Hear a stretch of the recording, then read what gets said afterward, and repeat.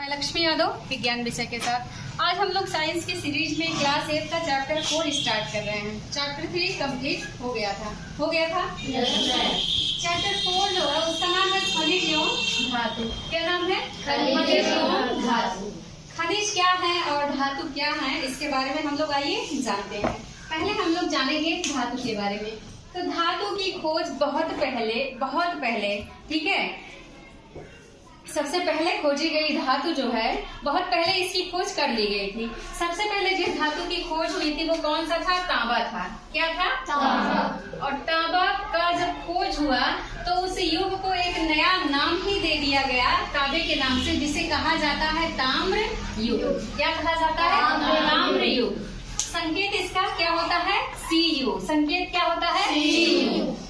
जब इसकी खोज हो गई तो विभिन्न प्रकार की वस्तुएं, चाहे वो डेली यूज के पॉट हो, ठीक है, या हथियार, जो भी चीजें थी वो सब किसकी बनाई जाने लगी? कॉपर की। क्योंकि उस समय तक खोजा गया एकमात्र धातु जो था वो क्या था? कॉपर ही था। इतना समझ में आ रहा है? yes, कुछ समय बीता, उसके बाद एक और धातु की खोज हुई जिसका नाम क्या था? लोहा। क्या नाम था? लोहा। लोहे को क्या बोलते हैं? आयरन। और इसका संकेत क्या होता है? Fe। संकेत क्या होता है? Fe। लोहे की खोज हो जाने के बाद तांबे का प्रयोग क्या हुआ? कम हो गया। अब क्या हुआ?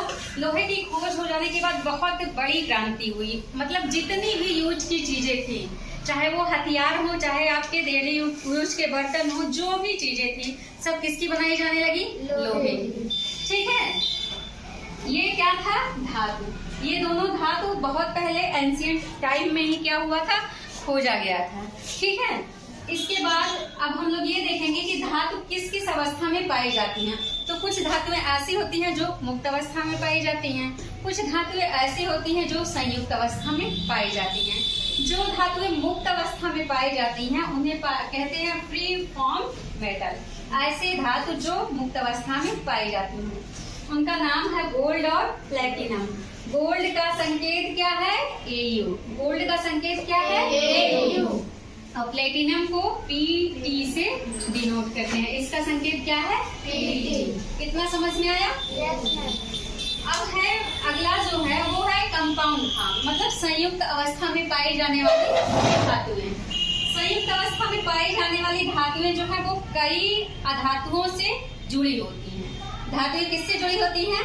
अधातुओं से। तो पहला जो है वो धातु ऑक्साइड है, मेटल ऑक्साइड्स है। मेटल ऑक्साइड्स में पहला ऑक्साइड जो है वो है एल्यूमिनियम ऑक्साइड। क्या है? Aluminium oxide.